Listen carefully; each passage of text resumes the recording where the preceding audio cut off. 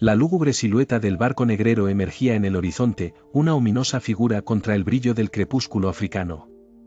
En la playa, un grupo de hombres y mujeres, encadenados y con sus cuerpos cubiertos de las marcas de la captura, se preparaban para un destino incierto. Entre ellos estaba Kwame, un joven cuya mirada reflejaba coraje y desesperación en igual medida.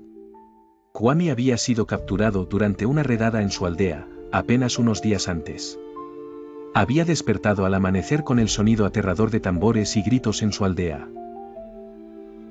Los mercaderes de esclavos, asistidos por traidores de tribus aliadas, rompieron la paz de su hogar, llevándose consigo a hombres, mujeres y niños. Ahora, el horizonte del océano era la única vista que ofrecía un resquicio de esperanza o desesperación, según cómo se mirara. El embarque al barco fue brusco y denigrante. Los captores empujaron a los prisioneros al interior del Ventura, un navío que olía a muerte y sufrimiento. En su interior, estrechas repisas acunaban cuerpos humanos como si fueran mercancías. El espacio asignado a cada prisionero era tan exiguo que muchos yacían apilados uno sobre otro, sus vidas reducidas a la brutal funcionalidad de un engranaje comercial. Durante el viaje, el mar mostraba sus distintas facetas, a veces apacible, otras desmesuradamente violento. En las noches de calma, el mar reflejaba las estrellas, un recordatorio ambiguo de la belleza que podían disfrutar aquellos que no estaban encarcelados dentro del casco de madera. Kwame, a pesar de la oscuridad y el dolor, mantenía su fe en el regreso a su hogar. Por las noches, en la seguridad de su silencio obligado, entonaba canciones en su lengua, melodías de su infancia que le ataban a un mundo que, temía, pronto dejaría de existir. Un día, una brutal tormenta azotó el barco de manera implacable. Las olas sobrepasaban la cubierta, y los miembros de la tripulación luchaban por mantener el barco a flote. En el caos, una de las cadenas que contenía a los prisioneros se rompió, ofreciendo una fugaz oportunidad de libertad. Kwame, un líder natural en su espíritu, trató de organizar una escapatoria, implorando a los elementos que lo asistieran en su intento desesperado.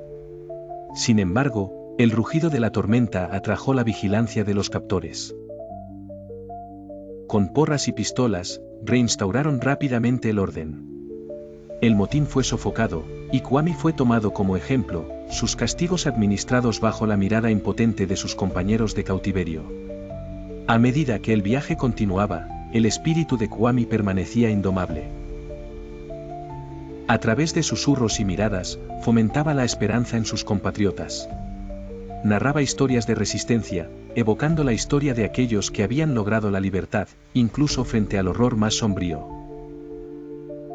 El tiempo, sin embargo, no era amigo de los esclavos. La enfermedad comenzó a hacer estragos dentro del barco, las condiciones insalubres y la falta de ventilación eran un implacable verdugo. Muchos sucumbieron, y sus cuerpos fueron arrojados al mar sin ceremonia. Finalmente, cuando el barco avistó tierra, muy pocos quedaban para experimentar la amargura de un nuevo mundo. Kwame, debilitado pero no derrotado, miró hacia el horizonte prometido. Para él, cada nuevo amanecer era una oportunidad de preservar su cultura, su espíritu indomable, y sobre todo, su humanidad. Así, en el crisol de la esclavitud, el espíritu de Kwame se mantuvo inquebrantable, una luz de esperanza que se negaba a apagarse. A través de su resistencia, plantó las semillas de la fortaleza que germinarían en los corazones de generaciones futuras, un testimonio de que la libertad comienza en el alma misma. No olvides suscribirte y dejar tu like. Me encantaría leerte en los comentarios. Hasta la próxima.